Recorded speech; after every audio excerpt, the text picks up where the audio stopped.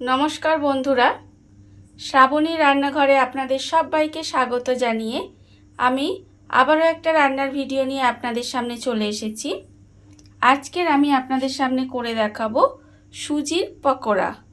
কত অল্প উপকরণ দিয়ে কত টেস্টি এই পকোড়া তৈরি হয় সেটা আপনারা একবার দেখে নিন। সুজির পকোড়া বানানোর জন্য প্রথমে আমি একটা এরকম বাটি নিয়ে নিয়েছি। এবার এর মধ্যে আমি দিয়ে দেব সুজি। এখানে সুজিটা কিন্তু আমাকে খুব ভালোভাবে গুঁড়িয়ে নিতে হবে। সুজিটাকে আমি মিহি করে গুঁড়িয়ে নিয়েছি। এখানে আধ বাটি সুজি দিলাম, আর আমি এর মধ্যে দিয়ে দেব ঠিক একই পরিমাণে চালের গুঁড়ো। আমাকে যদি আধ বাটি সুজি দিই তাহলে কিন্তু আমাকে আধ বাটি চালের গুঁড়ো দিতে হবে। দিয়ে দিলাম চালের গুঁড়ো। এবারে আমি এর মধ্যে দেব আন্দাজ মতো নুন দিয়ে এবার একটা খুব ভালোভাবে আমি মিশিয়ে নেব।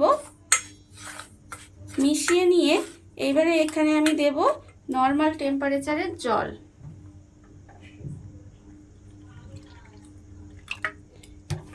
জল দিয়ে এবার এই সুজি আর চালের গুঁড়োটাকে ভালোভাবে মেখে নিতে হবে। খুব ভালোভাবে এটা আমি মেখে নিয়েছি। এইবার এটাকে আমাকে কিন্তু প্রায় 30 মিনিট মতো রেস্টে রেখে দিতে হবে। চাপা দিয়ে এটাকে আমি রেখে দেবো প্রায় 30 মিনিট। 30 মিনিট আমি এটা রেস্টে রেখে দিয়েছিলাম। এবারে দেখুন ঠিক এরকম হয়েছে। এবারে আমি নেব বেসন।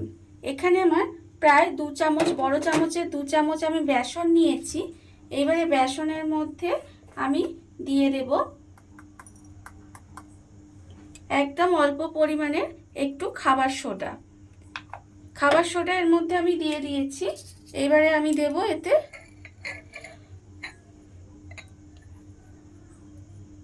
1 চামচ মতো সাদা তেল দিয়ে এবারে খুব ভালোভাবে এটাকে আমি মিশিয়ে নেব। মিশিয়ে নিয়ে এবার এর মধ্যে দেব অল্প একটু জল। অল্প একটু জল আমি এর মধ্যে দিয়ে দিলাম। দিয়ে এবার আমি একটা গোলা তৈরি করে নেব। আর একটা দিকটা কিন্তু খেয়াল রাখতে হবে যে গোলাটা যেন খুব পাতলা না হয়, একটু ঘন গোলা হবে এটা। বেসনের ঘন করে গোলা আমি একটা বানিয়ে নিয়েছি, আর সেটা খুব ভালোভাবে একটু ফেনিয়েও নিয়েছি। এইবার এই গোলাটা আমি দিয়ে দেব যে সুজি আর চালের গুঁড়ো আমি মেখে রেখে দিয়েছিলাম, সেই সুজি আর চালের গুঁড়োর মধ্যে এই মিশ্রণটা আমি দিয়ে দেব। দিয়ে দিলাম। এবারে আমি এর মধ্যে দেব পেঁয়াজ কুচি। এখানে আমার একটা ছোট সাইজের পেঁয়াজ একটু কুচিয়ে রেখেছি, সেটা আমি পুরোটাই এর মধ্যে দিয়ে দিলাম। আর আমি দেব অল্প একটু ধনেপাতা কুচি, আর দিয়ে দেব স্বাদ মতো কাঁচা লঙ্কা কুচি। মানে যতটা আপনারা ঝাল খাবেন সেই বুঝে কিন্তু কাঁচা লঙ্কাটা দিতে হবে। এইবারে এটা খুব ভালোভাবে এবারে মেখে নিতে হবে। সমস্ত উপকরণ খুব ভালোভাবে মিশিয়ে নিয়েছি, আর অন্যদিকে গ্যাসটা অন করে কড়া বসিয়ে দিয়েছি। আর এবার আমি কড়ার মধ্যে দেব সাদা তেল। এখানে আমি পকোড়াগুলো ভাজার জন্য সাদা তেল দেব, আর বেশ অনেকটা পরিমাণে সাদা তেল আমাকে দিতে হবে। এবারে আমাকে সাদা তেলটা একটু গরম হতে দিতে হবে। তেলটা আমার ভালোভাবে গরম হয়ে গেছে।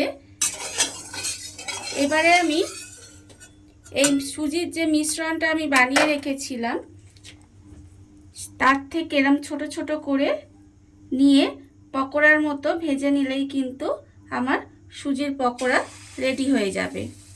দেখুন এইভাবে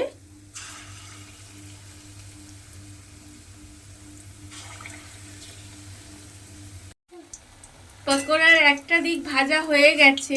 এবারে আমি পকোড়াগুলো উল্টে দেব।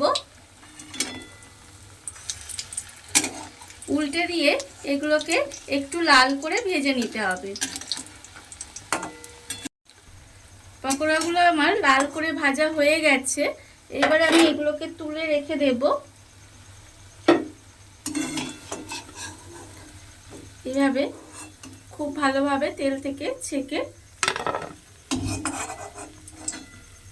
এইভাবে আমি তুলে রেখে দিলাম। আর আবারও কিন্তু এই তেলের মধ্যে ছোট ছোট করে পকোড়াগুলো দিয়ে দেব। দিয়ে এইভাবে আমাকে কিন্তু প্রত্যেকটা পকোড়া ভেজে নিতে হবে।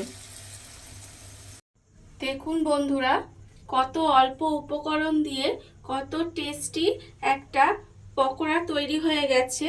এটা চা এবং কফির সাথে খেতে কিন্তু ভীষণ ভালো লাগে।